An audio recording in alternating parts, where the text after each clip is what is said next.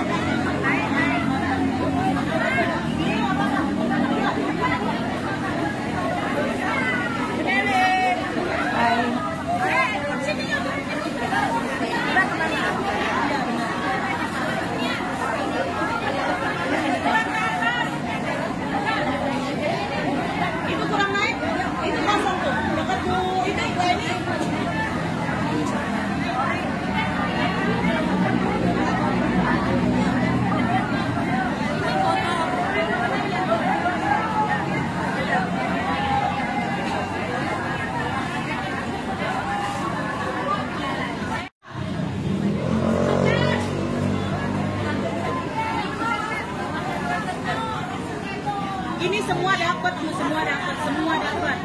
Gak ada yang dipotong-potong.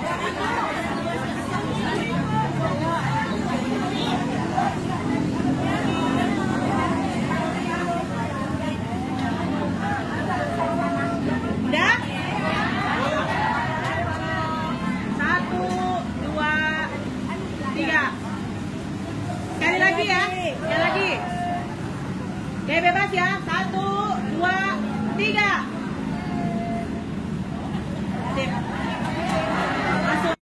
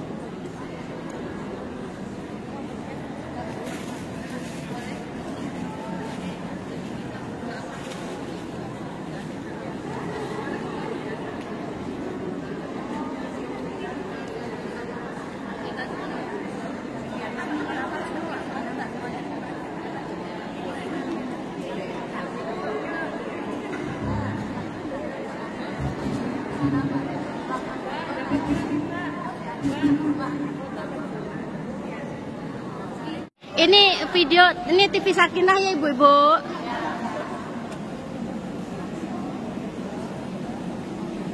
Nih orang Sakinah nih, TV Sakinah. Ini tim jam-jam masih lihat tuh, Mawadah. Mawadah. Warom.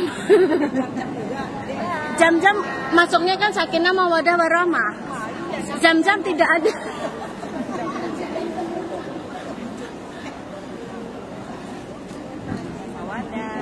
Iya, Warahmah. Mana tadi? Mbak Mira mana tadi? Aku nggak pernah ada kalau begini ceritanya ya. Hei, tahu nih, semua pada suruh aku itu.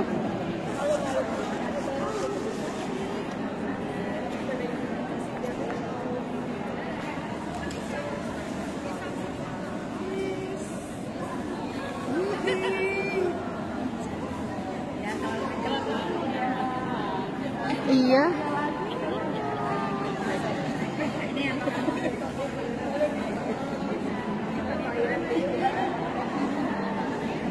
Ibu Betty. Ibu. Ayo lagi nih. Ini Sakinah TV ya. Ini Sakinah TV ya. Sakinah TV. Sakinah TV. Oke.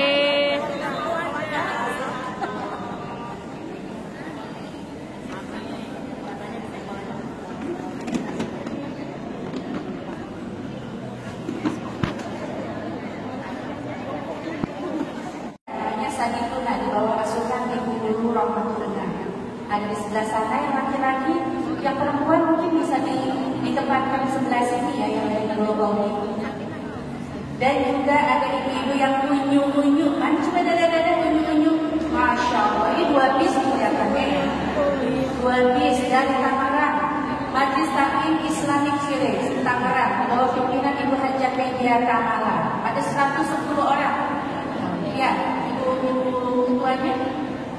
Di situ ya, terima kasih ibu sudah hadir memenuhi undangan. Insya Allah mudah-mudahan semuanya sehat walafiat ya, kembali dengan sehat dan selamat juga sampai rumah masing-masing. Insya Allah kita akan sama-sama mencari ilmu dan keridhaan Allah di majlis ini. Insya Allah bersama guru-guru kita tercinta. Baik ibu-ibu, puji dan syukur kita panjatkan kehadirat Allah Subhanahu wa Ta'ala yang telah menghimpun kita, mengumpulkan kita pada pagi hari ini, bukan karena kebetulan, tapi karena atas izin Allah, sehingga kita bisa meningkatkan langkah kaki kita dalam keadaan sehat walafiat untuk bisa hadir mengikuti kajian pada pagi hari ini di Masjid Raya Al-Fatihah. Dan juga sholawat serta salam kita haturkan kepada Rasulullah SAW, insan pilihan kasih Allah, suri teladan dari umat yang beriman, kepada seluruh keluarganya, sahabatnya, serta para pengikutnya yang senantiasa istiqomah mengikuti sunnahnya. Mudah-mudahan kita semua adalah termasuk umat beliau yang selalu menghidupkan sunnahnya dalam kehidupan kita sehari-hari, dan telah kita dirindukan sehingga berhak mendapatkan syafaat darinya. Amin ya rabbal alamin.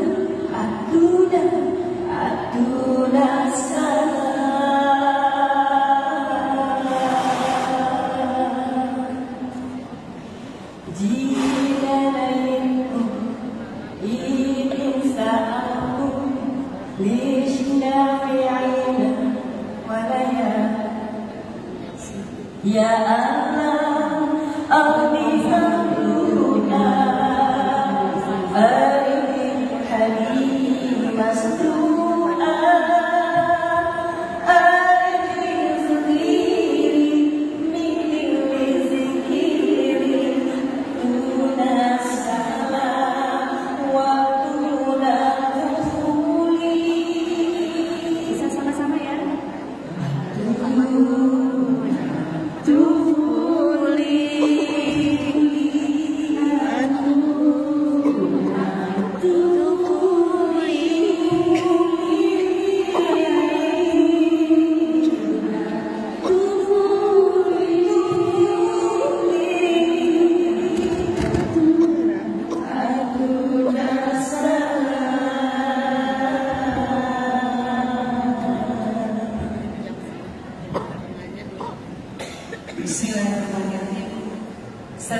Assalamualaikum warahmatullahi wabarakatuh. Waalaikumsalam warahmatullahi wabarakatuh. Alhamdulillah, salatu wassalamu ala Rasulillah. Segala puji hanya milik Allah yang sempurna dalam nama, sifat, perbuatan dan juga syariatnya, yang dengannya kita bersyukur atas apa yang telah ditakdirkan hari ini, bahwa hari ini menjadi hari yang sangat di antara kesedihan dan kebahagiaan bersama yang kita berkumpul di sini, yang insya Allah mudah-mudahan menjadi jalan kebaikan untuk kita semua. Insya Allah. Saya ucapkan akan pasangan kepada para guru kita yang sudah hadir di depan bersama. Ada Ustaz Felix Yao tentu saja, ada Mufiko ini adalah masukan dari Baitul Maqdis, insya Allah, Umi Yamila, dan juga ada Mbak Dena Mbak, insya Allah ya. Namun ada salah satu mungkin dari yang kemarin sudah dipasang player, Mbak Bella yang hari ini insya Allah qadarullah tidak bisa memenuhi berkumpulnya kita di sini karena sudah mendapatkan usul gitu ya. Insya Allah mudah-mudahan dimudahkan segala urusan, insya Allah. Salam dan salam senantiasa terlimpah curah kepada manusia yang paling agung, yang paling manis lisannya, yang paling indah budi pekertinya, paling baik terhadap keluarganya, dan paling mulia pergaulannya. Beliau adalah baginda Nabi Muhammad Sallallahu alaihi Insan wasallam. pilihan kasih Allah suri tauladan bagi umatnya yang terus memegang teguh sunnah-sunnahnya, dan semoga terlimpah curah kepada para sahabat yang mulia, keluarga yang dicintainya, dan umatnya yang hari ini hadir di sini, dan termasuk umat yang kelak akan mendapatkan syafaatnya. Amin ya Allah. Amin ya Rabbal Ya Rabbal. Sudah.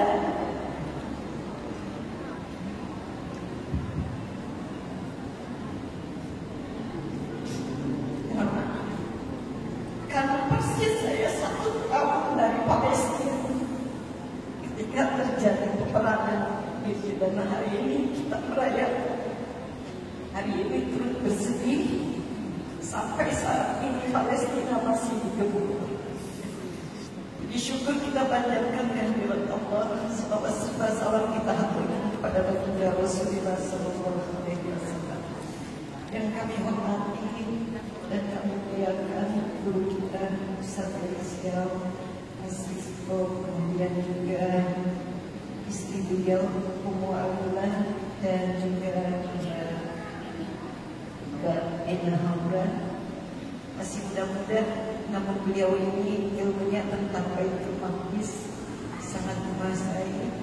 Insya Allah beliau yang akan menyampaikan, juga para pengurus DKM, dan insya Allah yang kami muliakan tamu kita, tamu kehormatan kita, yaitu yang sedang safari ta'lim, bahwa pimpinan Bunda Media Tamara dari Islamic Village, tanpa jauh-jauh kami haturkan selamat datang, dan juga bunda-bunda semuanya, para tamu undangan, juga terkhusus yaitu Ketua DKM Muhammad Takib bersama para pengurusnya, yaitu Bapak Haji Novia, dan ada tamu kehormatan kita yaitu dari Nurul Qadi Salituna, sahabat disabilitas tunanetra yang merupakan para penghafal Al-Quran.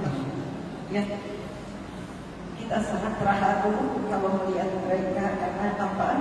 Allah sudah tutup maksiat matanya, tetapi mereka begitu semangat untuk menghafal Al-Quran. Datang dari Sukabumi, dari mana-mana gitu ya. Tempatnya yaitu di Tanjung. Mudah-mudahan sekalian yang dimuliakan Allah Subhanahu wa Ta'ala, semuanya tak terkecuali saya mengucapkan selamat datang di masjid ini yang kita muliakan, yaitu Masjid Raya Al-Mu'min, dalam rangka 1 tahun. Narasumber yang insya Allah akan mengisi materi pada hari ini mengenai Remember 7 Oktober. Ingat 7 Oktober, karena 7 Oktober ini menjadi titik balik yang berbeda dengan kejadian-kejadian sebelumnya. Sebagaimana kita sama-sama tahu bahwa Palestina itu sudah terjajah hampir selama 100 tahun. Ya, lalu pembantaian menjadi Baitul Maqdis tidak dimulai di 7 Oktober. Tapi mengapa 7 Oktober ini spesial di hadapan kita? Sudah ada Ustadz Felix Siau, tentu sudah kenal semua dengan Ustadz Felix Siau, ya. Yang belum kenal, ini bukan Jetri, ya salah. Ini Ustadz Felix Siau, guru saya sendiri. Dan yang lebih spesial lagi, biasanya Ustadz Felix Siau itu mengisi kajian itu duduk sendiri di depan. Nah sekarang beliau mengajak gitu ya, istrinya yang tercinta. Wah, tumben banget nih pengajian bareng istri beliau, ada Ummu Anilah di depan. Antum merasa kayak sedang di pelaminan lagi, duduk di hadapan kamu, jarang-jarang ya. Saya duduk di sini, wali antum, Masya Allah, luar biasa.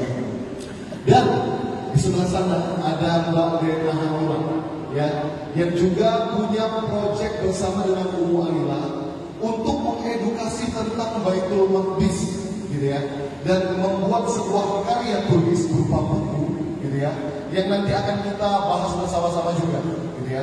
Nah, buat yang belum tahu, Mbak Dena ini adalah istrinya Hawariyun. Soalnya tadi panitia juga baru kaget, istrinya Hawariyun, iya, Masya Allah, baru tahu. Jadi influencer dakwah, dan beliau juga influencer dakwah. Nah, saya mewakili salah satu narasumber lagi yang harusnya ada di acara ini, yaitu Mbak Bella Mahfur. Tapi kalau Allah karena anaknya sakit dan harus dirawat di rumah sakit, baru semalam beliau ulama. Jadi Mbak Bella Mahfur berhalangan untuk hadir. Mari kita doakan sama-sama. Berarti sudah 1 tahun, gitu ya, kejadian 7 Oktober di tahun 2023 tahun lalu, yang akhirnya itu kayak membuat seluruh dunia ini perhatiannya menuju ke Palestina. Sebenarnya dari yang sepengetahuan Ustaz, apa sih yang terjadi di 7 Oktober ini sehingga perhatian dunia itu semuanya mengarah ke sana? Boleh? Baik, bismillahirrahmanirrahim. Assalamualaikum warahmatullahi wabarakatuh. Waalaikumsalam warahmatullahi wabarakatuh. Alhamdulillah, puji dan syukur senantiasa kepada Allah Subhanahu wa taala atas izin Allah kita dimudahkan untuk bisa hadir di ruangan ini, masjid yang insyaallah sama-sama kita senantiasa harapkan Allah menurunkan malaikat untuk menaungi kita dengan sayap-sayapnya dan melaporkan dengan perkara-perkara baik yang kita lakukan di sini. Kita menyebut nama Allah, kita merindukan Rasulullah, dan juga yang lebih penting adalah kita sama-sama mencintai saudara-saudara kita yang ada di bumi yang diberkahi oleh Allah Subhanahu wa taala. Amin. Maka kita berharap perjumpaan ini seperti yang tadi disampaikan oleh Rizko Aditama tadi, bahwasanya ini menjadi sebuah pertemuan yang tidak hanya kita mengingat 7 Oktober, tapi menjadi pertemuan dan perjumpaan yang menambahkan kepada kita ilmu dan pengetahuan. Karena kita tahu bahwasanya ilmu pengetahuan itulah yang membuat kita itu istiqomah, yang membuat kita itu konsisten, yang membuat kita itu terus bisa untuk menunda rasa capek ketika kita berbicara tentang perjuangan, terkhusus perjuangan untuk memerdekakan Baitul Maqdis. Karena kenapa, Bapak Ibu sekalian saudara rahmati Allah? Karena gini, seluruh materi yang nanti kita sampaikan sebenarnya tentang satu hal, namanya tentang keistiqomahan, tentang resiliensi, tentang ketahanan kita.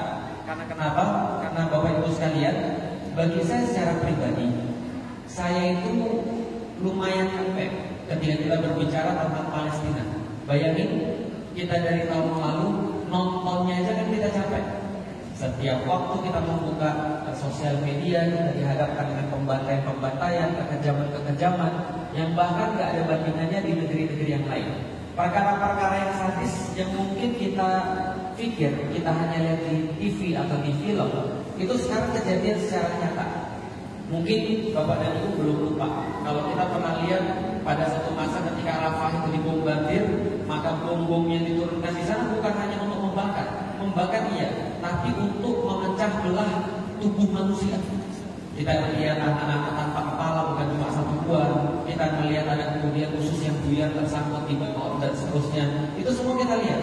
Kita lihat juga mungkin Bapak Ibu belum lupa nenek-nenek yang lagi tidur kemudian dimakan sama anjing dan seterusnya.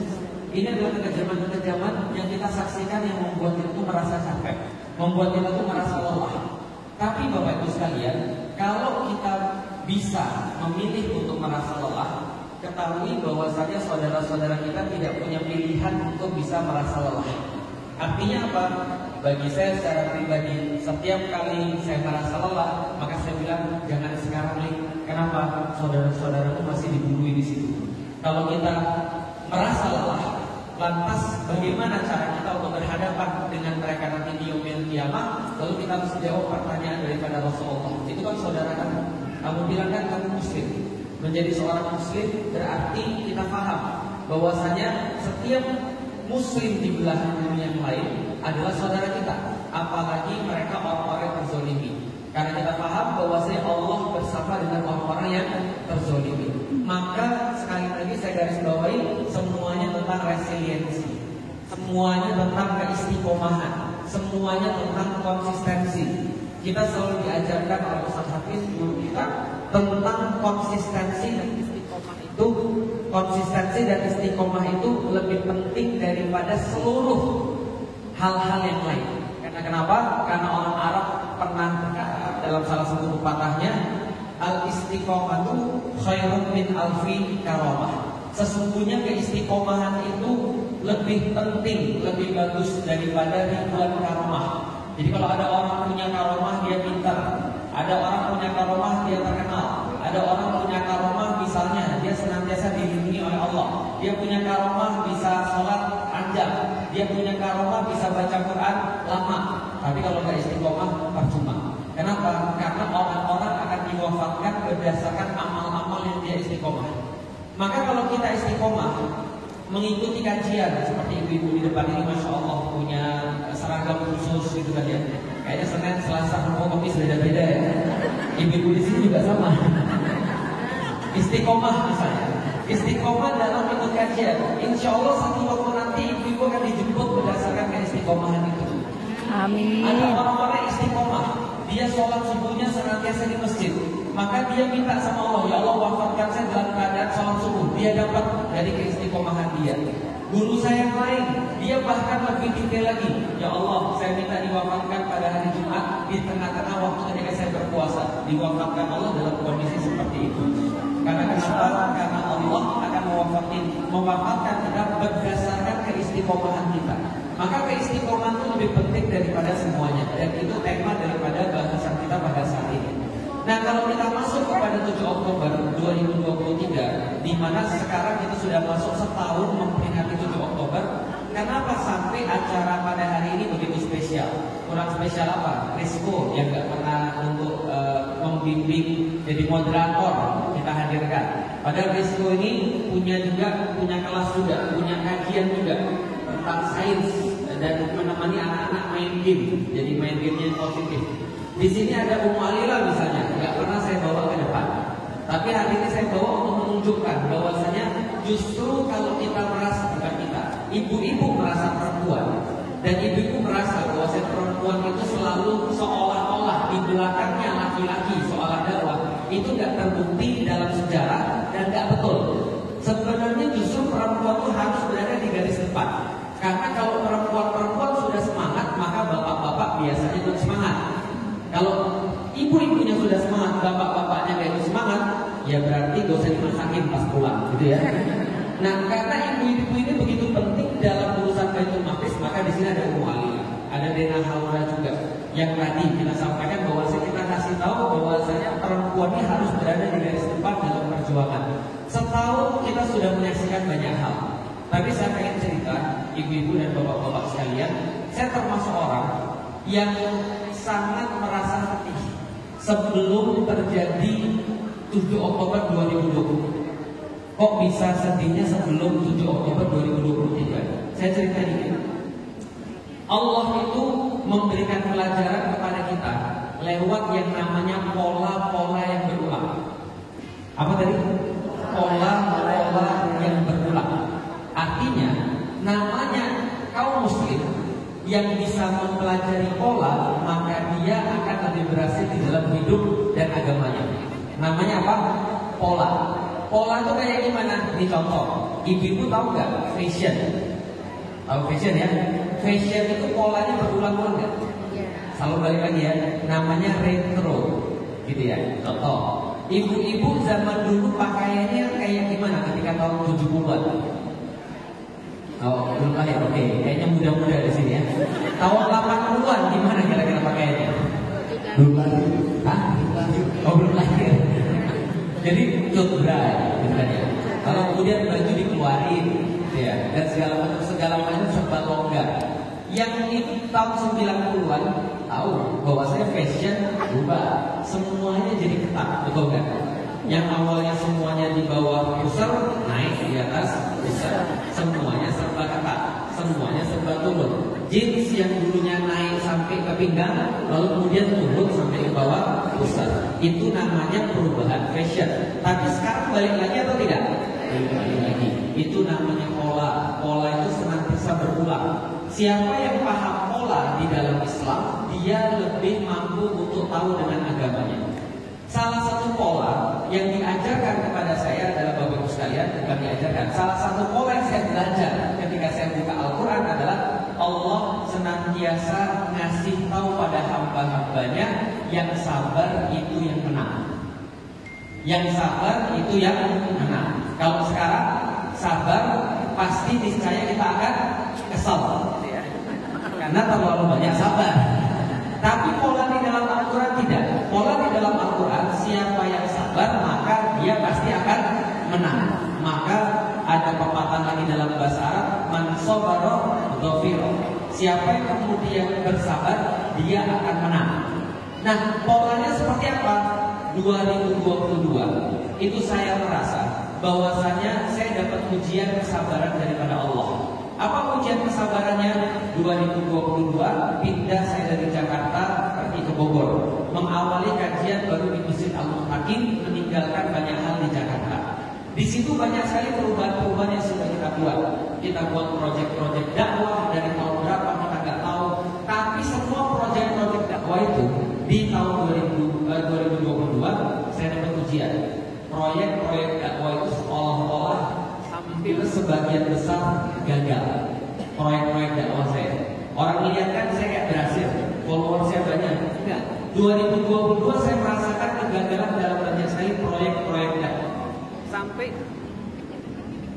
Sampai ketika saya buat di YouTube, itu ada satu video judulnya Dear Allah Anda. Duhai Allah, saya sudah selesai.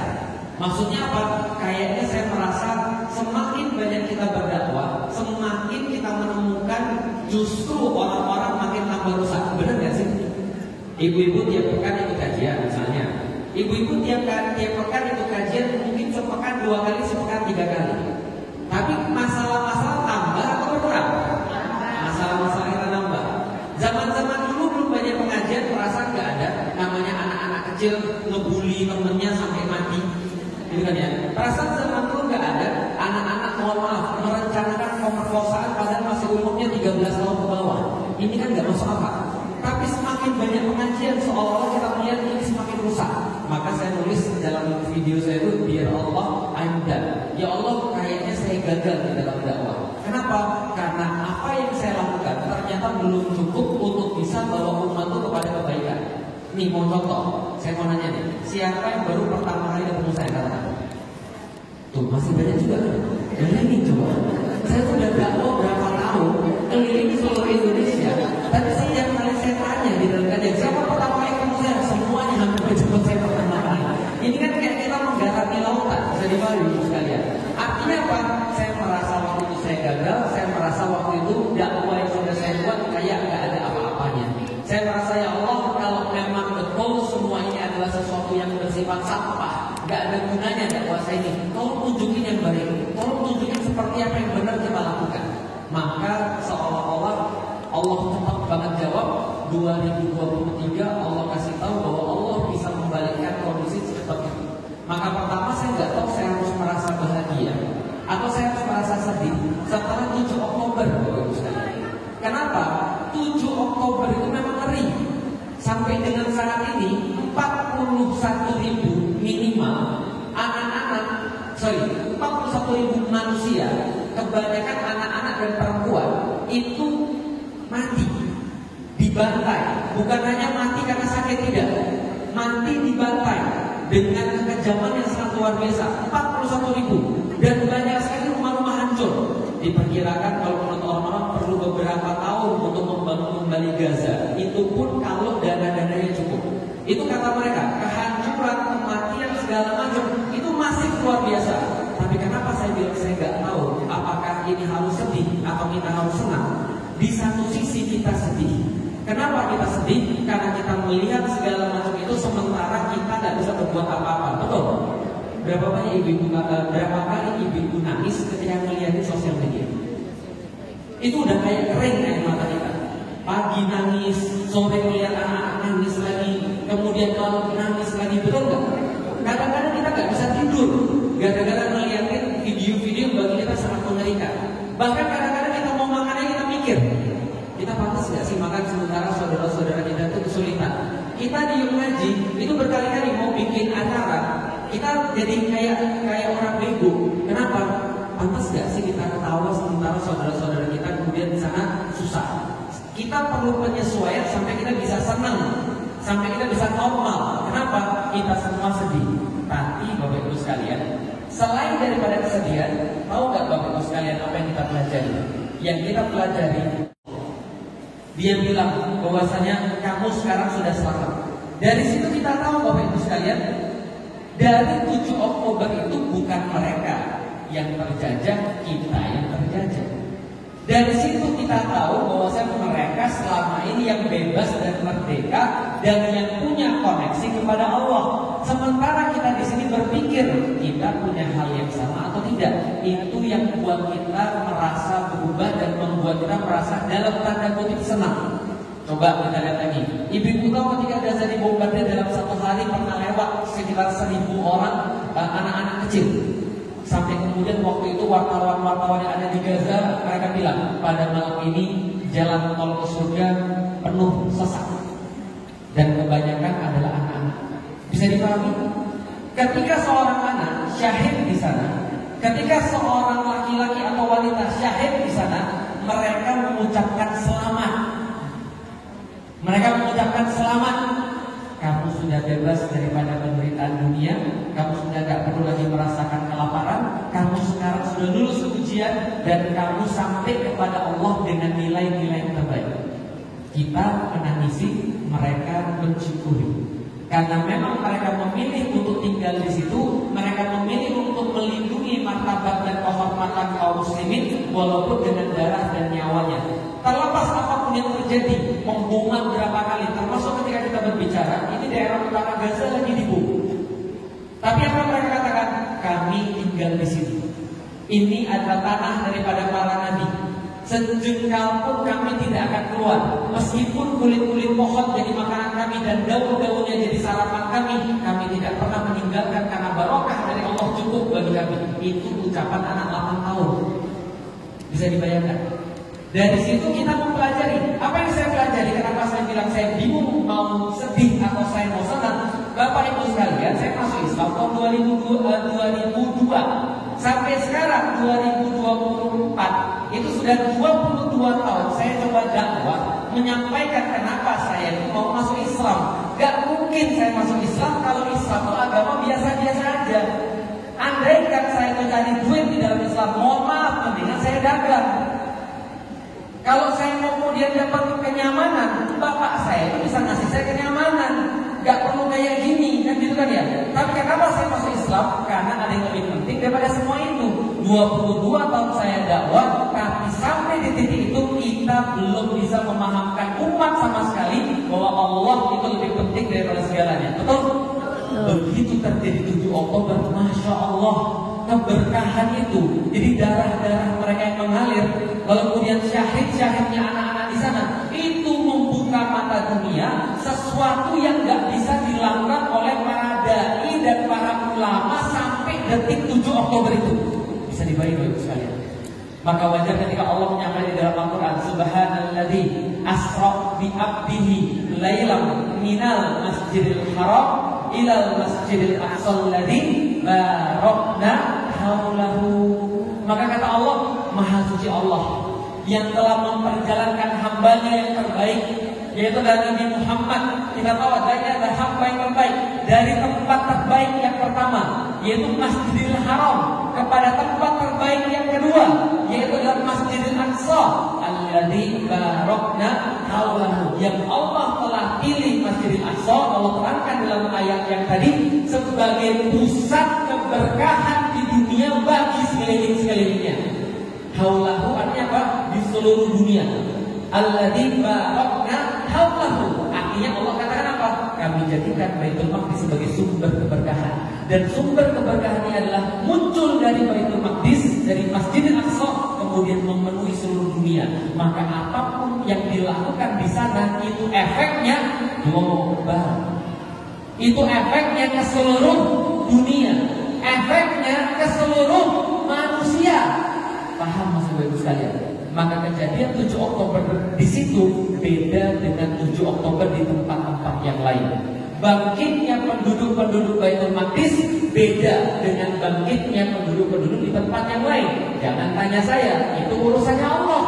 Allah yang mengatakan Allah meninggalkan Masjidil Haram dan Masjidil Aqsa sebagai pusat keberkahan. Coba lihat ibu-ibu dan bapak-bapak sekalian. Subhanalladzi asra bi 'abdihi lailan minal Masjidil Haram ilal Masjidil Aqsa. Perjalanan malam itu adalah perjalanan ketika Rasulullah Isra.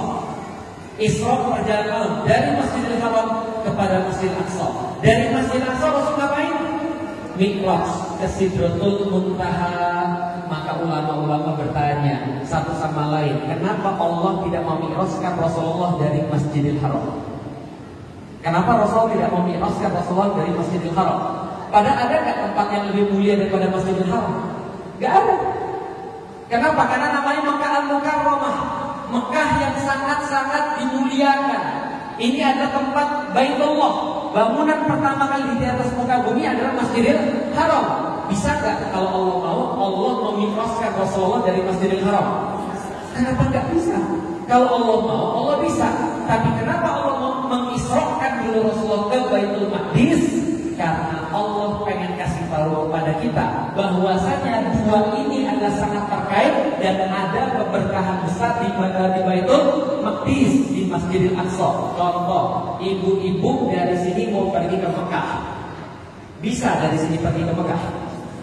Dari sini bisa pergi ke Mekah? Mohon maaf, gak bisa. Mohon maaf. Ibu harus pergi kemana dulu? Pergilah dulu ke bandara. Baru dari situ bisa terbang ke. Bisa dipahami? Berarti dunia ini bandaranya ada di mana? Ada di Baitul Maqdis, ada di Masjidil Aqsa. Maka saya katakan tadi, entah saya sedih, entah saya senang. Kenapa? Semenjak kejadian 7 Oktober semua orang bangun, semua orang mau tahu tentang Baitul Maqdis. Mereka berbicara tentang perjuangan kaum muslimin. Mereka sedih, mereka gak bisa berbuat apa-apa demi saudaranya. Mereka mau untuk bersatu padu, mereka mau untuk bareng-bareng. Masjid ini aja entah berapa kali ngadain kajian tentang Baitul Maqdis, berapa kali ngadain donasi untuk Baitul Maqdis. Dan bahkan besok insya Allah Ramadan di Masjid Al-Mutakin kita akan ambil tema tentang Baitul Maqdis. Ini aja kemudian udah berkahnya luar biasa. Keberkahan Baitul Maqdis itu untuk seluruh manusia. Maka kita merasa Masya Allah, ini yang sudah kita sampaikan, the world will never be the same, atau the world can't be the same. Dunia tidak boleh lagi sama setelah 7 Oktober. Kenapa Bapak Ibu sekalian? Karena andaikan setelah 7 Oktober ini kita balik lagi kayak kemarin-kemarin, maka kita menyia-nyiakan darah orang-orang yang sudah tumpah di sana. Ingat Bapak Ibu sekalian, saya nyampein materi tentang Palestina, tentang Baitul Maqdis, bukan hanya kali ini aja, tapi dari tahun 2009 saya nyampein, orang-orang kemudian lupa lagi. 2012 saya nyampein, orang-orang lupa lagi. 2013, 15, 17, 19, 2021, 2022 terjadi pembantaian lagi di Baitul Maqdis. Tapi orang-orang kebanyakan tak peduli. Tidak seperti setelah 7 Oktober 2023. Artinya adalah apa? Yang terakhir sebelum nanti kita tanya jawab, ini udah terlalu lama kayaknya ya. Jadi yang terakhir sebelum kita tanya jawab Bapak Ibu sekalian, kalau ada orang yang ngomong ke kita, taruhlah ibu Bapak Ibu sekalian, orang tua Bapak Ibu sekalian ngomong, nah Bapak pergi dulu ya, nanti 10 tahun lagi kita janjian ketemu. Ketemu di mana? Kita ketemu di tempat ini. Kira-kira Bapak Ibu sekalian rasanya gimana? Orang tuanya pergi lama bertahun-tahun, tapi orang tuanya bilang tahun ini jam segini kita akan ketemu di tempat ini. Kira-kira Bapak Ibu sekalian pengen cari tahu nggak tentang tempat itu? Karena pasti penting banget. Kenapa ketemuannya di sini? Kira-kira pengen tahu nggak tentang tempat itu? Pengen. Pengen nyari tahu gimana cara sampai ke sana nggak? Pengen. Pengen cari tahu tentang kejadian-kejadiannya nggak? Pengen. Karena kita mengharapkan pertemuan itu. Maka 7 Oktober 2023 itu adalah sebagai satu titik mulai bagi seluruh kaum muslimin di dunia. Ada satu yang mereka pelajari. Oh, ternyata Baitul Maqdis itu adalah meeting point seluruh kaum muslimin yang ada di dunia. Kenapa? Bapak Ibu sekalian, saya nggak tahu sampai kapan kita bisa membebaskan Baitul Maqdis. Tapi kemarin kita barusan ketemu dengan seorang profesor yang sudah 40 tahun meneliti tentang Baitul Maqdis, dan kata-kata terakhirnya membuat saya merinding. Dia bilang ini, kamu boleh percaya dan kamu boleh tidak percaya. Dia bilang, tapi saya sangat meyakini bahwasanya Baitul Maqdis akan merdeka di generasi kamu. Beliau meneliti ribuan hadis, puluhan tahun sampai pada kesimpulan ini. Saya tanya dong kepada beliau, apa yang membuat Anda begitu yakin bahwa ini terjadi pada generasi kita? Dia langsung bilang, no, enggak, ini bukan terjadi di generasi kita. Saya mungkin tidak akan menyaksikan, dia bilang, tapi saya yakin ini di generasi kamu. Setelah itu dia kasih tahu saya beberapa kemudian alasan-alasan kenapa dia yakin ini adalah terjadi di generasi kita. Itu membuat saya lebih merinding lagi. Tahu kenapa saya lebih merinding lagi? Karena hadis-hadisnya jelas bahwasanya Baitul Maqdis menjadi panggung untuk akhir zaman. Kita menuju ke pembebasan Baitul Maqdis. Maka setelah saya mendapat amanah itu, saya meneliti banyak sekali hal mengenai Baitul Maqdis, mengenai tentang penjajahan Israel di tanah suci itu, gitu ya.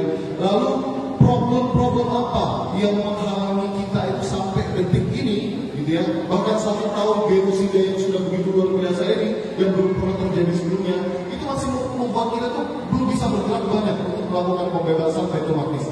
Makanya kita langsung ngobrol-ngobrol aja sama Ustaz Felix Yadika. Ustaz, menurut antum apa sih? Kalau kita lihat sekarang perhatian dunia sudah menuju ke Baitul Maqdis. Ada orang-orang yang sebelum 7 Oktober dalam pandangan saya kayaknya orang-orang ahli neraka, gitu ya. Nggak mungkin mereka itu akan membela Islam. Tahunya gara-gara 7 Oktober mereka membela Islam dan membela Palestina. Contohnya apa? Di luar negeri sana, Bapak Ibu sekalian, orang-orang LGBT itu, gitu ya, berdemo membela Palestina. Ada orang-orang yang dulu pemaksiat, orang-orang Barat yang mereka itu aja nggak beragama, orang-orang Islam, tapi atas dasar kemanusiaan membela Palestina, gitu ya. Dan kaum muslimin sendiri yang tentu harusnya sudah otomatis membela Palestina, malah saya lihat ini sulit sekali untuk bersatu, satu suara, melepaskan keberagaman kita atas mungkin perbedaan fikih, perbedaan yang mungkin masih bisa kita toleransi, tapi itu pun seolah-olah belum bisa membuat kita itu bersatu untuk mendukung Palestina. Sebenarnya apa sih Ustaz, kalau dalam pandangan antum yang membuat kita itu tidak bisa berbuat banyak? Ya, jadi ada pepatah Bapak Ibu sekalian, bukan tidak bisa, tapi kurang cinta. Jadi bukan tidak bisa, tapi kurang cinta. Jadi contoh gini ya, misalnya saya sama Ummu Alila sudah nikah. Berapa tahun nih? 17 ya? Kayaknya sih. 18. Lupa. Gak tahu. Suami lupa terus tanggal. Ya, 18 tahun saya udah nikah sama istri saya. 18 tahun saya nikah dengan istri saya. Kalau saya ribut sama istri saya, lantas misalnya saya langsung memaki-maki, berarti itu masalahnya bukan tidak bisa, tapi kurang cinta. Kalau kita mencintai seseorang, biasanya kita itu akan menghilangkan perbedaan-perbedaan dan ambil persamaan-persamaan. Kalau kita mencintai seseorang, kita nggak akan mudah untuk menyakiti hati dia. Contoh kayak gini ya, Ummu Alila dulu pernah punya ibu, bukan pernah, masih ada ibunya. Tapi ibunya pernah nggak kerudungan. Nah, namanya anak kan harus mendakwai ibunya. Tapi karena sayang, ketika setiap kali dakwah nangis duluan. Kenapa? Karena sayang kan ya. Mau ngomong aja ibu kerudungan lah itu nangis duluan. Kenapa? Karena merasa sayang. Nah, artinya kalau ada orang yang sampai sekarang melihat orang-orang Palestina belum bisa berbuat apa-apa, termasuk kita, mungkin kita belum terlalu sayang sama orang-orang Palestina. Jangankan kita langsung ngomongin orang-orang Palestina, ya Allah ibu, ya Allah bapak-bapak sekalian, coba bayangin, sekedar kita ukhuwah sama saudara aja nggak bisa. Coba bayangin. Emang pertanyaan saya sederhana. Ketika saya sebelum masuk Islam, emang saya tahu perbedaan-perbedaan di dalam Islam? Betul tidak? Enggak. Saya nggak tahu mazhab Syafi'i, saya nggak tahu mazhab Hanafi, saya nggak tahu mazhab Maliki, saya nggak tahu mazhab Hambali. Saya nggak tahu urusan pembahasan Allah itu di arsy atau Allah itu di mana-mana. Saya juga nggak tahu pembahasan tarawih itu berapa rakaat. Saya nggak ngerti perbedaan-perbedaan. Bagi saya semua orang Muslim sama. Waktu itu sama-sama nggak benar. Bagi saya, paham Bapak Ibu sekalian? Orang-orang di luar kita tuh nggak tahu kita tuh siapa dan apa perbedaan di dalam Islam. Bagi mereka orang-orang Muslim sama. Tanya sama orang Israel, tanya sama penjajah-penjajah Israel. Ibu-ibu kira mereka nanya dulu, mazhab apa ya? Kira-kira kalau tarawih berapa rakaat ya? Enggak. Begitu mereka lihat Muslim, mereka tembak mati. Begitu mereka lihat Muslim, ancaman. Yang beda-bedain diri kita sendiri siapa sih? Kita sendiri. Pertanyaannya, ingat ya, iblis itu dikeluarin dari surganya Allah. Dan Allah bersumpah tidak akan menerima model orang kayak gini di surganya nanti. Kenapa kira-kira? Karena iblis berkata, ana khairu minhu. Aku lebih baik daripada dia. Karena itulah mazhabku yang paling bagus, cara ibadahku yang lebih bagus. Kalau enggak kayak aku, kalian masuk neraka. Betul gitu? Ya Allah, kemarin masalah musik doang bisa dipahami. Musik itu haram. Yang berbeda dengan saya masuk neraka sana. Padahal ada yang berpendapat yang lain. Dan sementara bukan hanya itu, kalau lu mau ribut, nanti ketika Baitul Maqdis sudah merdeka, boleh kita ribut. Kita mau pakai hadroh atau enggak ketika kita masuk ke Baitul Maqdis tuh? Boleh. Kita mau pakai lagu apa? Boleh. Tapi sekarang ini orang-orang itu lagi mati. Orang-orang itu lagi disembelih. Orang-orang itu anak-anaknya bahkan nggak bisa makan. Mereka jilatin tangki-tangki air itu loh, karena nyari air. Sementara kita ribut soalan apa? Soalan perkara-perkara fikih. Saya kasih tahu Bapak Ibu sekalian ya, saya kasih tahu Bapak Ibu sekalian. Saya belajar agama Islam. Ada satu yang saya pahami. Perbedaan fikih itu, kalaupun berbedanya, itu kan kita bukan ulama ya. Ulama sudah ngomong ini boleh, ini boleh. Walaupun berbedanya jauh, tapi perbedaan fikih itu ujungnya cuma satu. Baik atau lebih baik. Pahala satu atau pahala dua. Paham ya? Jadi perdebatan tentang musik itu ujungnya cuma dua. Satu dapat pahala satu, dua dapat pahala. Gak ada dosa. Gak ada dosa. Karena itu sudah fikih. Bisa dipahami. Tapi melindungi saudara-saudara kita kan akidah. Baitul Maqdis itu kan akidah. Melindungi nyawa orang itu kan ada suatu kepastian. Pertanyaan saya, kenapa ada orang-orang gak bisa bersatu seperti tanya antum tadi? Gak sayang. Gak sayang, serius. Karena kalau sudah sayang, kita akan mencoba melakukan apapun demi yang kita sayangi. Ini saya kasih tahu. Anak-anak ribut, anak-anak kita ribut. Orang tuanya bilang apa? Kalian mau saya mati? Minimal mereka diam kan? Karena kenapa? Karena sudah disatukan oleh kesedihan kalau ibunya sedih ketika mereka lihat mereka berantem. Nah, sekarang kalau andai kan kita masih berantem, terus ibu kita bilang, kalian mau saya mati kalian berantem. Terus kita tetap berantem lagi, berarti kita gak sayang ibu kita. Karena kita gak mau berkorban, menurunkan ego kita demi sesuatu yang kita cintai. Bisa dibayar Bapak sekalian. Dan itu ada sesuatu sifat tadi, anak saya minhu, saya lebih baik daripada dia, maka saya harus didengarkan, kamu gak usah. Nah, itu sayang sebenarnya masalah saya. Dalam tubuh kaum muslimin sendiri, dia nyari perkara, padahal secara prioritas yang utama itu menjadi indikasi benar sayang atau enggak. Karena jujur aku tuh bingung Ustaz. Setelah melihat begitu kejamnya Israel itu kepada saudara-saudara kita Palestina, dan itu masih belum cukup untuk menyatukan kita, terus apa lagi?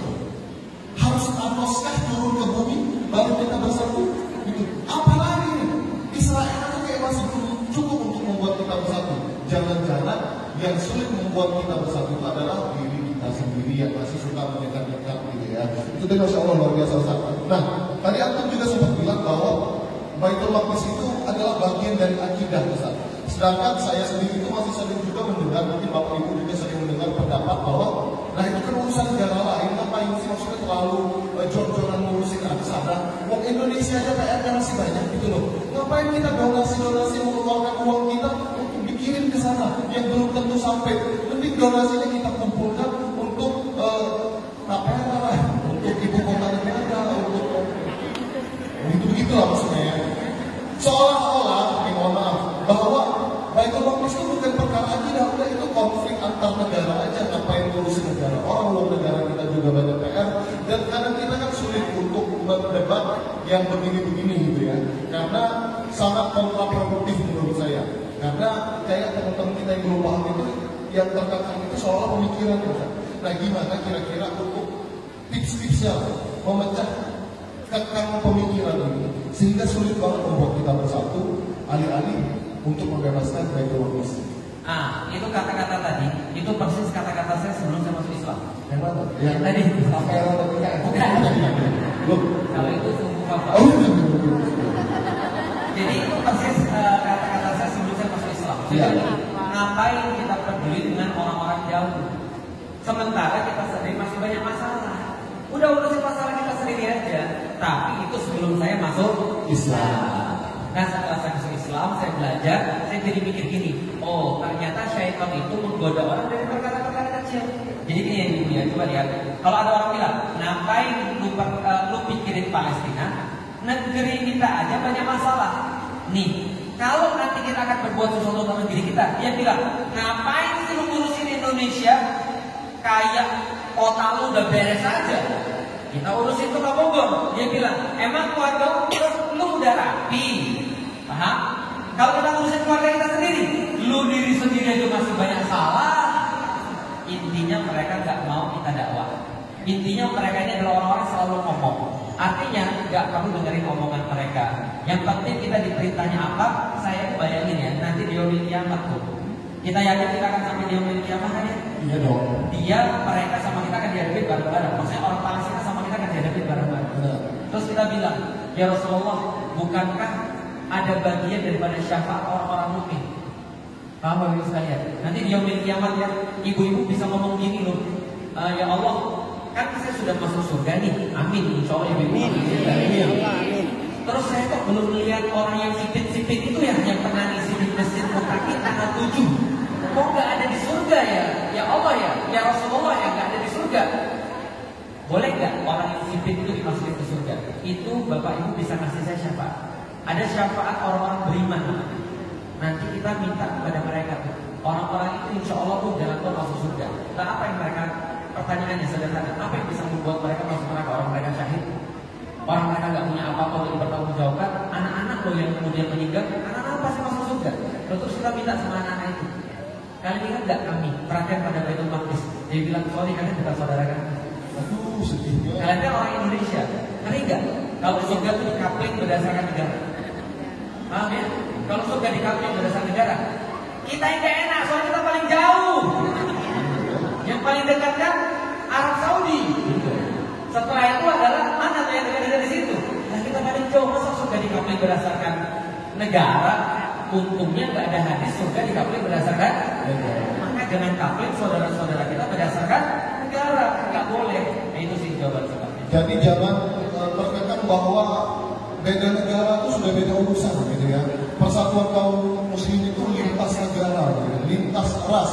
Seperti saya dan Ustaz Felix keturunan Cina bisa keturunan Eropa itu bisa saudara. Luar biasa. Gitu. Kita bersaudara kan? Saudara, alhamdulillah. Saudara bisa. Tapi jangan. Masya Allah. Jadi aku mau sharing tentang buku yang kemarin baru tahun. Ada nggak yang datang kemarin di tanggal 5 Oktober? Ada? Ada tuh, Masya Allah belakang. Mulai dari sini Masya Allah ya.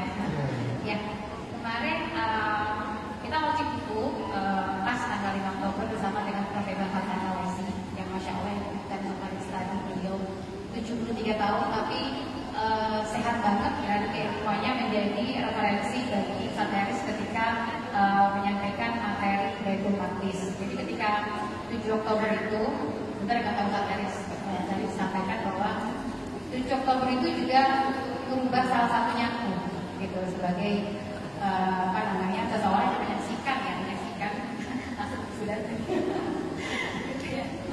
Ketika 7 Oktober itu sesuatu sangat mengerikan ya teman-teman, ketika melihat sampai sekarang nggak cuma 7 Oktober ya, itu kita melihat bayi-bayi yang sangat kurus banget ya.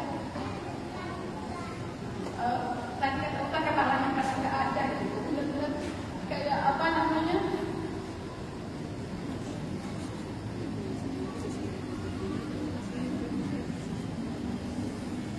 Kalau kita ngomongin sesuatu tuh kayak apa ya kita itu ya.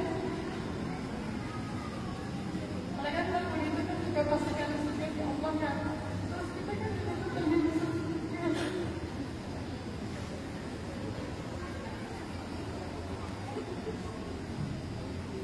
tapi kita di sini masih bisa.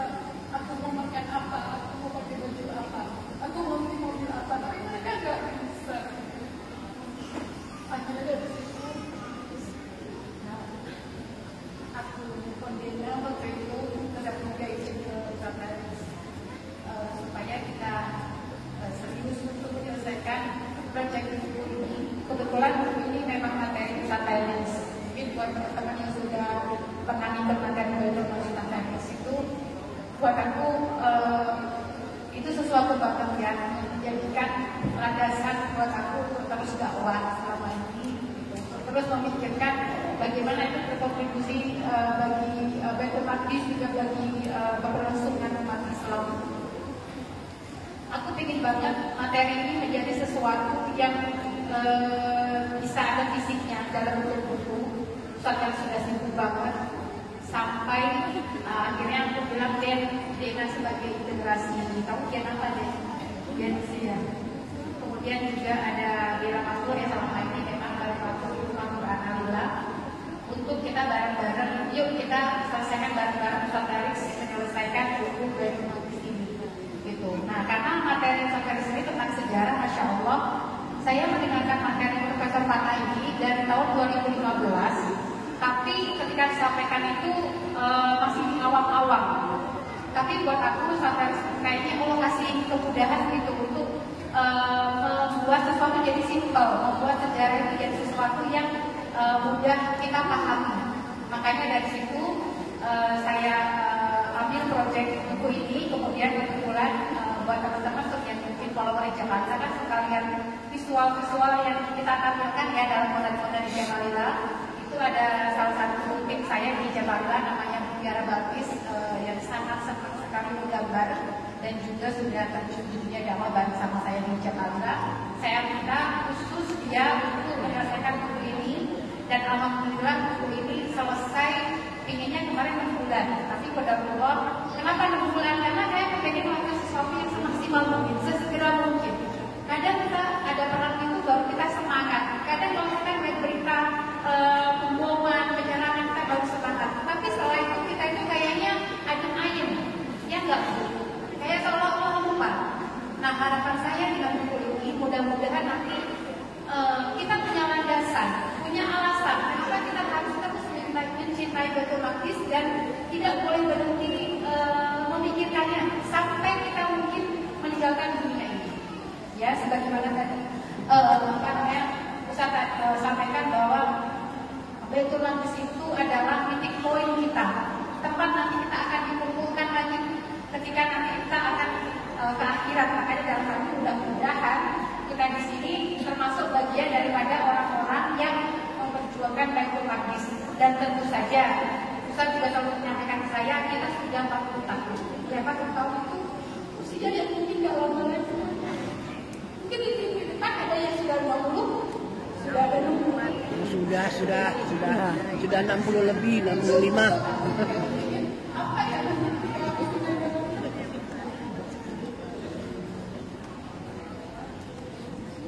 Mungkin bukan judul yang terdengar seperti kitab-kitab gitu.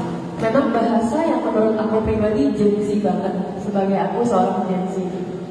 Jadi kalau misalnya ibu-ibu di sini punya anak generasi Gen Z, memang biasanya lebih kena sama sesuatu yang terkesannya lebih santai, lebih simple gitu. Nah, karakteristik kita sekarang yang memegang power terbesar kalau misalnya kita lihat di Eropa, terus juga di negara-negara yang merupakan asal dari penjajahannya ya, penjajah dari Palestina, itu memang kebanyakan yang bersuara itu adalah Gen Z. Ya, kebanyakan yang bersuara itu umur belasan sampai 20 tahunan. Nah, aku pribadi mungkin masuk ke dalam kategori itu sehingga memang kita itu mencoba untuk merepresentasikan sesuatu yang mungkin dulunya kita lihat berkesan berat gitu. Dulunya kita cuma temukan di kitab-kitab aja atau di makalah-makalah, di jurnal-jurnal yang bahkan bahasanya tidak bisa kita akses. Mungkin bahasa Arab, bahasa Turki dan lain sebagainya. Nah, kita ambillah sari-sari itu semua, kita masukkan di dalam buku ini dalam bahasa yang sangat-sangat buat aku mudah dipahami. Karena percayalah ketika ini tulisannya itu Jamis, ini tuh juga ditulis oleh seorang Dami, aku pribadi. Aku tuh benar-benar ya nggak tahu sama sekali yang namanya Gaza, nggak tahu sama sekali yang namanya Palestina. Aku baru pertama kali dengar kata Gaza itu aku SMA, sekitar 7-8 tahun yang lalu. Dan aku tahu kata Gaza dari mana? Coba ada yang bisa tebak nggak? Yang hadir kemarin harus diam, nggak boleh jawab. Kalau ibu-ibu biasanya tahu dari TV ya Bu ya, atau mungkin dari buku, atau mungkin dari kitab, dari makalah, atau mungkin dari peta segala macamnya. Aku tuh tahu cuma dari lagu. Ya, maka itu mungkin karya seni itu memang memegang peranan yang besar untuk marketnya masing-masing. Jadi ada yang bisa disentuhnya lewat karya seni, ada orang yang bisa disentuhnya lewat judul yang menarik, ada orang yang memang marketnya harus pegang kitab aja gitu. Semua kembali ke posnya masing-masing. Aku pribadi alhamdulillah Allah titipkan followers di sosial media, dan aku tuh mikir gimana caranya apa yang Allah titipin ini itu bukan buat aku aja gitu. Karena memang kan keberadaan kita itu harus memenuhi hak-hak orang lain juga di dunia ini. Salah satunya adalah memikirkan mereka, terus juga mempedulikan mereka. Dan namanya kita sebagai muslim itu kan gak bisa jalan sendiri dan jalan untuk kita aja pribadi gitu. Kita memang harus memikirkan umat juga, kita harus memikirkan keluarga kita dan juga orang lain. Maka dari followers yang aku titipkan itu tepatnya 7 Oktober kemarin ya, itu aku benar-benar turning point di mana aku ngerti followers aku ini diapain. Dan di mana Allah itu benar-benar kayak ngasih kejadian 7 Oktober itu rasanya ya buat aku pribadi ya ibu-ibu, itu khusus custom buat aku rasanya.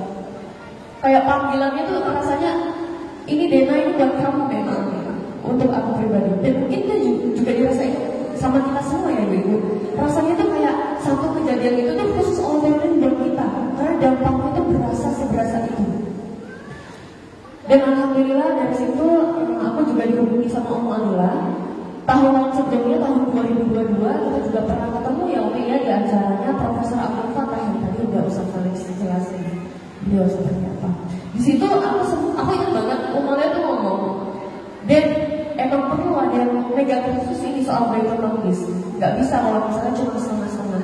Dan aku menyaksikan sendiri bagaimana Ustaz Felix dan juga Om Anila tuh serius sekali ya teman-teman terkait Baitul Maqdis. Dari tahun berapa 2015 ya dia membuat kajian-kajian juga mungkin kalau hijab Anila, ownernya Om Anila, brandnya itu setiap tahunnya selalu mengeluarkan kerudung-kerudung yang bertemakan Baitul Maqdis, segala macam. Dan aku cukup terpapar ketika Om Anila bilang bahwasanya proyek-proyek sebelumnya itu gak ada apa-apanya, dan 7 Oktober ini yang benar-benar kita harus bergerilya, kita harus memberikan semangat kita sepenuhnya untuk mereka.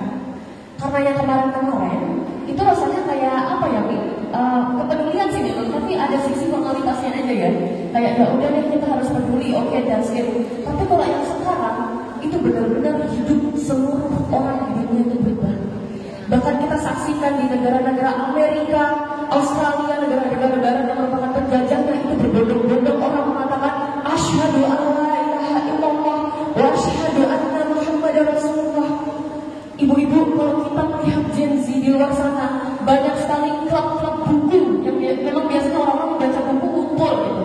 Tapi ini bukan lagi buku yang soal romantika, bukan lagi buku yang bertemakan soal fiksi. Orang-orang di sana sejak 7 Oktober membuat sebuah klub buku, dan buku yang dibaca itu adalah Al-Quran. Dan pendiri-pendiri klub buku tersebut adalah orang-orang yang gak percaya sama Allah.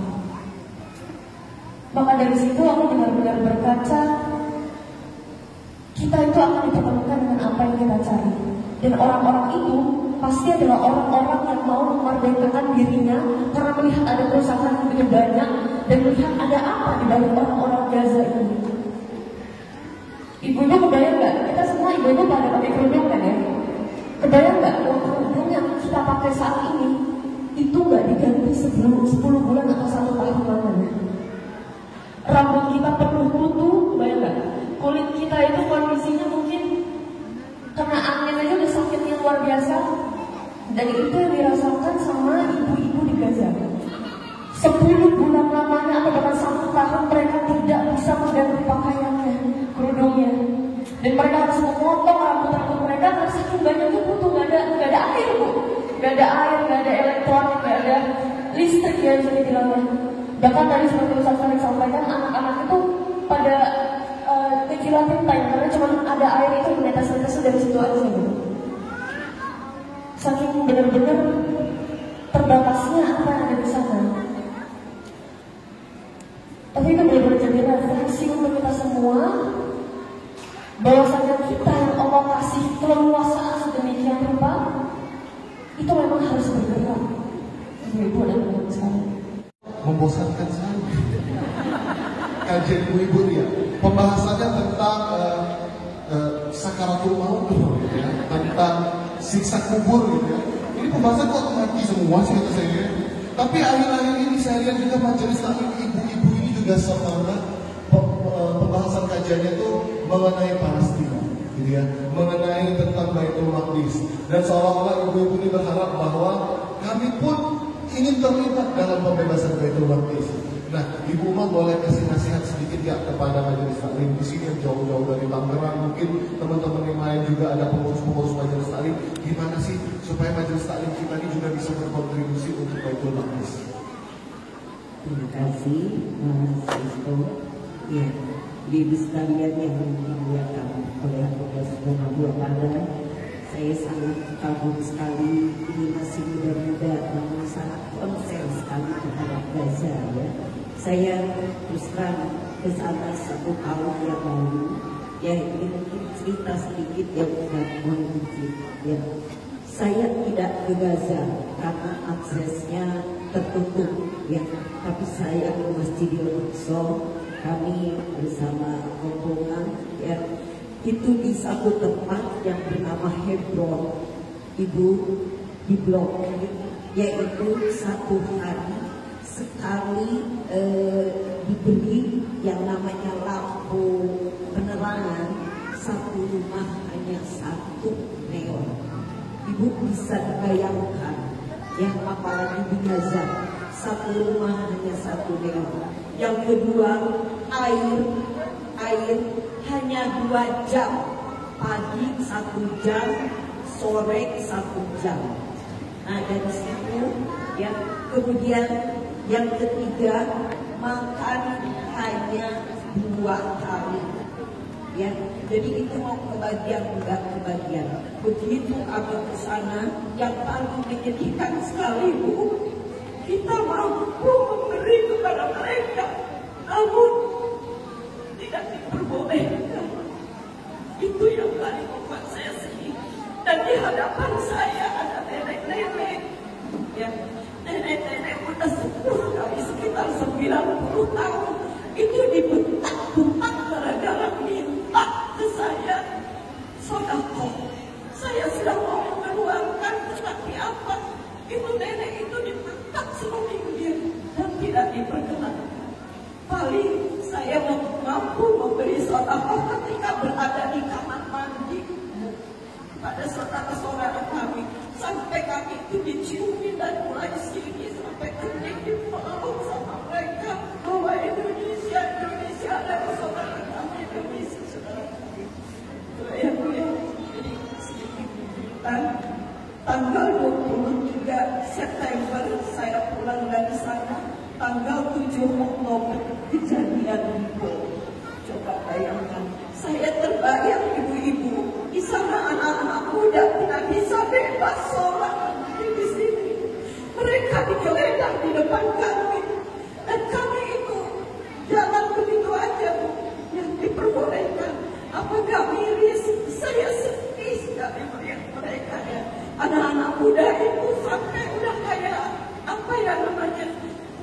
jahat. Begini tangannya Bu, dikatasin, digeledah ininya. Anak-anak muda, kecuali yang sudah 60 tahun ke atas, baru bisa masuk Masjidil Aqsa. Dan saya melihat, Ibu, anak-anak kecil itu, saling mereka itu dengan ayahnya, dengan ibunya ke Masjidil Aqsa itu, membawa di tengah kesulitan mereka, membawa sedekah. Sedekah apa? Kue. Itu ya, kue itu nikmat sekali dan disodorkan kepada kami orang-orang Indonesia. Sebab bayangkan, di tengah kesulitan mereka bisa bersedekah seperti itu. Nah, kalau kita tidak mampu bersedekah lewat manapun, lewat jalur manapun, kayaknya kebangetan. Kita setiap hari di depan mata kita, tiap pagi masih ketemu beras yang banyak, nasi yang banyak. Apalagi Bu, yang sayuran tidak beli. Mereka di tengah kesulitan masih kepengen mereka bersedekah. Dan yang paling saya sangat terharu, anak-anak kecil itu murojaah, jadi murojaahnya bukan juz 30, bukan juz 30, saya mendengar langsung. Itu ada yang juz 25, ada yang juz 24, dibimbing oleh siapa? Orang tuanya masing-masing. Mereka itu kalau ke masjid saling menguatkan di antara mereka. Masya Allah, ini yang terjadi di lingkungan Masjid Palestina, apalagi di Gaza, ya. Dan di Hebron, saya itu melihat sendiri Ibu, teriakan seorang ibu yang ingin keluar, dikunci pintunya itu.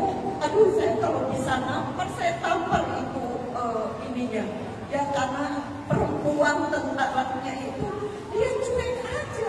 Saya bilang, cantik-cantik, kamu jahat. Kamu jahat, saya bergumam dalam hatiku.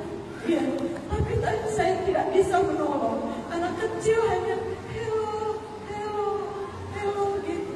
Tapi mereka tidak meminta ya. Karena kami pun tidak boleh memberi mereka. Itu sangat sedih ya. Jadi itulah mungkin sekelumit penderitaan yang berada bukan di Gaza, Ibu-ibu, di Hebron dan di sekitar Masjidil Aqsa ya, yang kami kunjungi. Itu sampai sedemikian ya. Jadi itu siapa ibu-ibu belajar buat cinta sama Palestina. Cuman anak saya yang punya ini gimana ya? Ya misalkan orang-orang yang saya juga tapi dia suka saya suka bilang, nah siapa tahu nanti kalau misalkan ada Indonesia ada di sana, kamu ikut ya ada umrah. Dalam hati Ibu, gak apa-apa aku masih di sana. Aku sampai bilangnya, tapi kadang-kadang dia suka ngajarin aku, orang ada ilmu halalnya kok, pemerintah ada kesalahan dari halal. Tapi itu produk yang gak boleh kan. Jadi suka dia beda pendapat sama saya. Itu gimana ya supaya dia ya, pikirannya gak milenial yang sekarang ini. Saya mau hatinya itu sama kayak hati saya. Dan mau mengajarkan anak-anaknya buat ke arah sana. Ayo dengan hal kecil, ayo kita lakukan dari hal kecil aja kita lakukan. Tapi itu dia umur 20 tahun itu dia paling pasti. Juga akan menerima titipan tanda cita dari saudara-saudara kita atau ibu-ibu dari Islamic Village. Mohon dibantu untuk didokumentasikan ibu-ibu dari Islamic Village. Baik.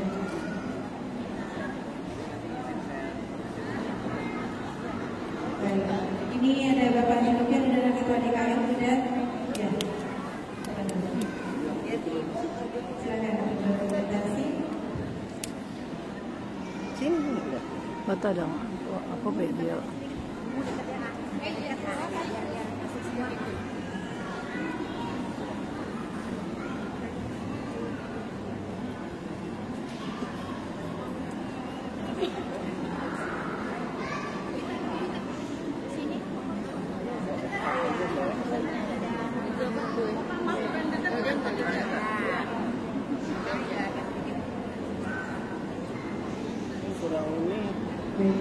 Mohon tidak dulu karena kita tutup dengan doa. Salah satu waktu dan tempat mustajab berdoa dari pengunjung. Membawa kesedihan saja untuk saudara-saudara Palestina, tapi membawa semangat untuk menjadi penyiap generasi yang akan membebaskan Palestina. Kita tutup kajian ini dengan seperti tadi saya mewakili seluruh udah dulu. Dipimpin oleh sampai sebelum kita ikut kita doa dulu untuk kita selesai. Baik, jazakallahu. Bapak Ibu sekalian yang dirahmati Allah, bagaimana kita sudah sampaikan dari awal, masih ingat ini masalah apa? Istiqomah. Jadi kalau ada yang mau diambil daripada acara pada hari ini peringatan untuk adalah istiqomah. Tetap istiqomah juga Baitul Maqdis, lihat berita-beritanya, tetap istiqomah boykot, tetap istiqomah untuk melakukan apapun pembelajaran untuk Baitul Maqdis. Tidak hanya diri kita sendiri, tapi kita masih punya teman-teman yang lain yang juga sama istiqomahnya. Ayo bareng-bareng sama seluruh saudara-saudaranya untuk tetap istiqomah memperjuangkan Baitul Maqdis. Dan alhamdulillah ini dapat dari panitia hasil daripada sungguh 7 Oktober ini adalah 26.400.000. Takbir. Dan 1 gram emas mulia. Dan ini adalah tentang keistiqomahan ini yang benar-benar harus dijaga. Karena gini Bapak sekalian, hari ini kan saya bagi pepatah-pepatah terus. Ini pepatah terakhir yang mau saya bagi Bapak sekalian. Ada pepatah yang mengatakan untuk menang itu nggak perlu pintar, yang penting jangan bodoh. Coba diulangi, untuk menang nggak perlu pintar, yang penting jangan bodoh. Tahu artinya apa? Ibu-ibu kadang-kadang merasa kita kayak nggak punya ilmu, kita kayak nggak punya suara, kita nggak bisa di depan menyampaikan kayak misalnya mbak-mbak ini. Kita juga nggak bisa punya harta, bisa jadi kita nggak punya jabatan seperti tadi pemerintah dan seterusnya. Tapi ingat, yang penting jangan bodoh. Jangan bodoh itu maksudnya apa? Istiqomah. Itu yang penting. Karena gini, saya mau kasih tahu. Firaun, kenal Firaun? Tahu ceritanya tapi nggak kenal. Tahu Firaun tahu? Tahu ceritanya. Berapa lama Firaun ngebunuhin anak-anak Bani Israel? Berapa tahun ada yang tahu? Minimal 40-an tahun itu dibunuhin anak-anak Bani Israel. Artinya program penyembelihan bayi itu dilihat selama lebih dari 40 tahun. Kita baru lihat ini berapa lama? 1 tahun. 1 tahun. Ini 40 tahun. Kebayang rusaknya mental mereka. Orang-orang Bani Israel pada saat itu. Gitu kan ya? Tapi pertanyaannya lagi, yang ngalahin Firaun siapa? Yang ngalahin Firaun siapa? Salah. Yang ngalahin Firaun siapa? Allah. Musa itu tidak bisa apa-apa. Yang melakukan semuanya adalah Allah. Paham sampai di sini? Para nabi mengajarkan pada kita satu pola. Polanya apa? Nabi-nabi itu gak bisa apa. Yang memungkinkan semuanya terjadi adalah Allah. Maka para nabi semuanya mengajarkan kepada kita tawakal. Saat Nabi Musa di depan Laut Merah, dia tidak tahu apapun yang harus dilakukan. Dia juga bingung. Maka Allah mengilhamkan kepadanya pukulan batu. Maka laut terbelah. Ketika Ibrahim menghadapi Namrud, Ibrahim gak bisa ngalahin Namrud, tapi Allah yang ngalahin Namrud. Artinya dulu musuhnya Fir'aun bukan Musa, musuh Namrud bukan Ibrahim, musuh Israel bukan kita. Musuh Israel siapa? Musuh Israel adalah Allah. Tugas kita sabar, tugas kita jangan bodoh. Maksudnya jangan bodoh Pak, orang nyerah itu bodoh. Istiqomah artinya apa? Kemenangan sudah Allah catat. Yang memenangkan Musa, yang memenangkan Ibrahim, yang memenangkan Isa, yang memenangkan Nabi Muhammad, yang memenangkan Nabi Nuh, dan semua nabi-nabi yang lain bukan kekuatan mereka, tapi kesabaran mereka menanti pertolongan